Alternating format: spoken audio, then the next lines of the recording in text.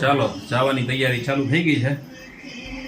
છેલ્લા થેલીયું ને પર્સ ને બધું રખાઈ ગયું છે. અને વર્તિકાબેન અમને ટાટા કહે છે. વર્તિકાબેન ટાટા કહી દો અમને. વર્તિકાબેન તમને કે વર્તિકાબેન ચાલો જવાની તૈયારી છે. રિક્ષા વાળાની વાટ જોવાય છે. આવી જાય એટલે જઈએ. હાલો જો હાલો જય માતાજી. ચાલો પોરબંદર રેલવે સ્ટેશને આપણે પહોંચી ગયા છે અને રિનોવેશન પોરબંદરનું રેલવે સ્ટેશનનું થયું છે. તો છે કંઈક આવો નજારો પોરબંદર રેલવે સ્ટેશનનો. ચાલો અંદર જઈએ. રેલવે સ્ટેશનમાં અંદર પ્રસ્થાન કરીએ. ટિકિટ તો કંઈ લેવાની છે નહીં.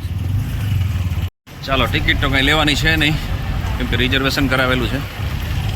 એટલે આપણે તો જઈને સીધા આપણા ડબ્બામાં બેસવાનું જ છે. તો ચાલો ગાડી પણ મુકાઈ ગઈ લાગે છે કેમ કે વહેલી મુકાઈ જાય છે. ચાલો આ તો જનરલ ડબ્બા છે. આપણે છે S5. S5માં આપણે જવાનું છે. ચાલો આ છે પોરબંદર રેલવે સ્ટેશનનો કંઈક નજારો તમને બતાવી દઈએ અહીંથી. જો કોઈ આવ્યા હોય પોરબંદર રેલવે સ્ટેશનમાં તો હમણાં ઘણું રિનોવેશનનું કામ થયું છે. પહેલાં આ ટ્રેક જે તમને દેખાય છે સામે તે ટ્રેક પણ નહોતો. પહેલાં એ પ્લેટફોર્મ નંબર આ 1 નંબર હતું. અત્યારે આ પ્લેટફોર્મ નંબર 2 થઈ ગયો છે. સામેનો પ્લેટફોર્મ નંબર 1 થઈ ગયો છે. અહીંયા પણ હમણાં ઘણો ફેરફાર થયો છે રેલવે સ્ટેશનની અંદર. અને આપણો છે S5 હજી આગળ છે ઘણું. હા તો AC કોચ આવ્યા છે. આપણે સ્લીપર કોચમાં છે. ઓહો 4 ડબ્બા AC વાળા છે. હજી આપણો S5 હજી ઘણો આગો છે. આ બધા તો એ B2 ને B1 ને AC કોચ છે. આપણો હજી ઘણો આગો છે. બધું પણ હમણાં સામેનું બન્યું છે નવું. સામે તમે દેખાય છે તે પણ બધું હમણાં ન્યૂ બનેલું છે. ચાલો આ છે S9. ઓહો હજી તો S9 આવ્યો. S5 આપણો. આ છે S9. આ છે S8.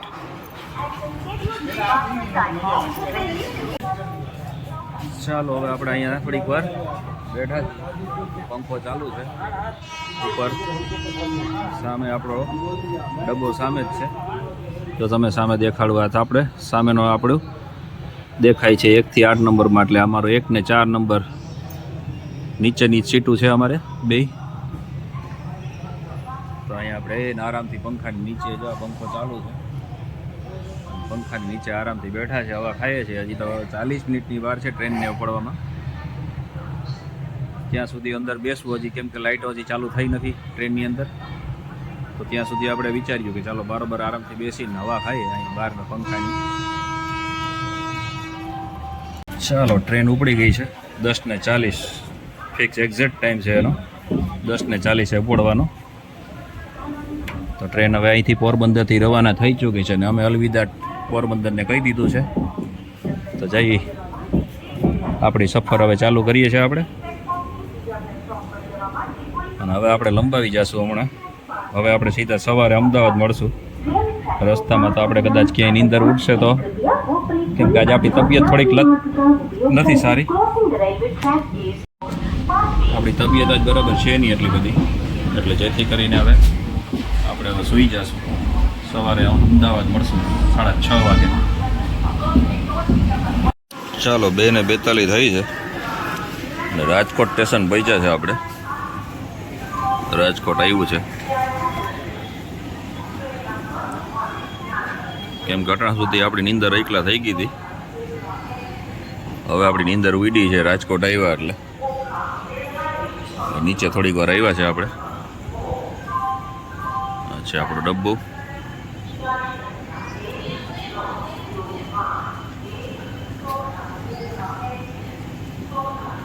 ચાલો પાછા આપણે અંદર જતા રહીએ.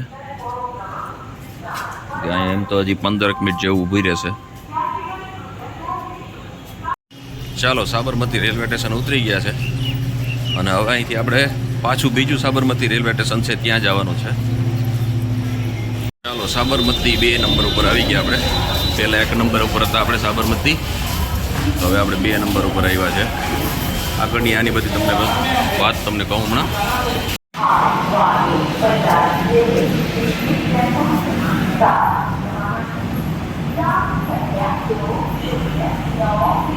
સાબરમતી નંબર 2 નંબર પ્લેટફોર્મ ઉપર છે. અહીં તમે જોઈ શકો છો SBIB નામ છે. આનો કોડ છે SBIB, અને બીજાનો છે SBI કયો કંઈ કોડ છે એનો.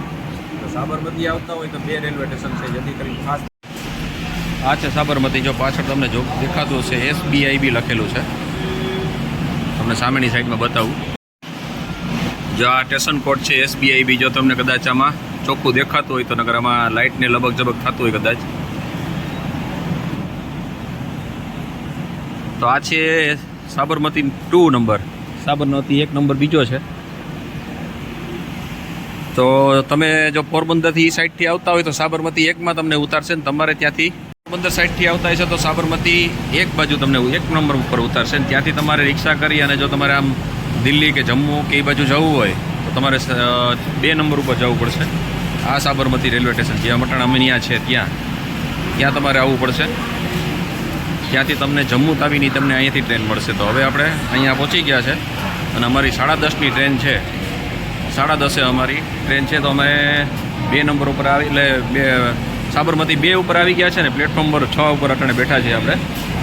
10:30 10:15 અમારી ટ્રેન છે. તો જો અહીંયા કોઈ આવતા હોય તો ખાસ સાબરમતી અત્યારે ખાસ ધ્યાન રાખવું. એનું કારણ છે કે અત્યારે અમદાવાદ જંકશન બંધ છે,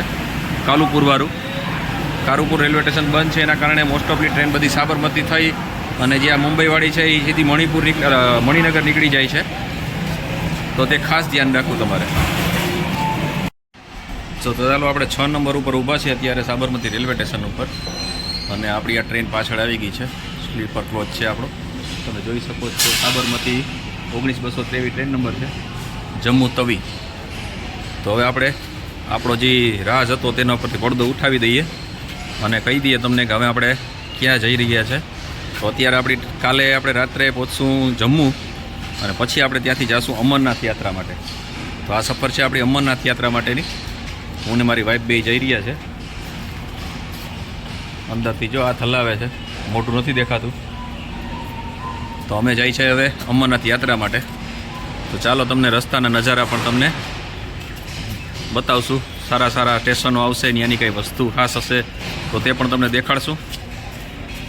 તો રસ્તામાં જેટલો ખર્ચ થશે તે પણ તમને અમે જણાવતા રહેશું કે કેટલો ખર્ચ થયો છે. તો અત્યારે તો માત્ર અમે પોરબંદરથી જે ઘરેથી રિક્ષા કરી અને પોરબંદર રેલવે સ્ટેશન સુધી ગયા હતા, એના 50 રૂપિયાનો ખર્ચો આવ્યો છે. પછી છે બીજો ખર્ચો. અત્યારે અમે સાબરમતી, જે મેં તમને કીધું કે સાબરમતી નંબર 1 ઉપર ઉતર્યા હતા અને સાબરમતી નંબર 2 ઉપર અમે આવ્યા છીએ. તો એ સાબરમતી રેલવે સ્ટેશન સુધીનું જે રિક્ષા ભાડું હતું, જો તમે પ્રાઇવેટ કરો રિક્ષા તો તમને 100 રૂપિયા તો એ લે જ છે. અને જો તમે શટલમાં આવો, મતલબ કે તમે એને ધડ કરો એની સાથે થોડીક બાર્ગેનિંગ કરો એટલે એ સીધા 30 રૂપિયામાં તમને અહીંયા પહોંચાડી દે. એટલે 30 રૂપિયા 60 રૂપિયામાં પહોંચી જાઓ તમે. બાકી તમે પ્રાઇવેટ કરીને આવો તો 100 રૂપિયા લઈએ. એટલે અમે ત્યાંથી અહીંયા પહોંચવાના અમારે 60 રૂપિયા બીજો ચાર્જ લાગ્યો છે. તો અત્યારે માત્ર અમને અને સવારે અને ચા પીવી હતી એટલે ચા લીધી છે, તે 20 રૂપિયાનો ખર્ચો એ આવ્યો. તો અત્યાર સુધીનો માત્ર ખર્ચો અટાણે છે. જેમ આગળ જે ખર્ચો થતો જશે એમ આપણે વિડીયોમાં તમને બતાવતા રહેશું, જેથી કરીને તમને ખ્યાલ આવે કે યાત્રાનો ખર્ચો કેટલો થાય. તો કોઈને જવું હોય તો એનું બજેટ એના ઉપરથી નક્કી કરી શકે. તો એના માટે આપણે તમને આગળ જે ખર્ચો થતો જશે તે પણ તમને અમે બતાવશું. તો ચાલો અત્યારનો વિડીયો આને કરીએ આપણે ખતમ. હવે નવો વિડીયો આપણે અહીંથી જે અમદાવાદથી જે જમ્મુનો આપણો સફર રહેશે તેની બનાવશું આપણે તેનો વિડીયો નવો બનાવશું. તો અત્યારે આને કરીએ હવે ખતમ. તો જય દાસારામ.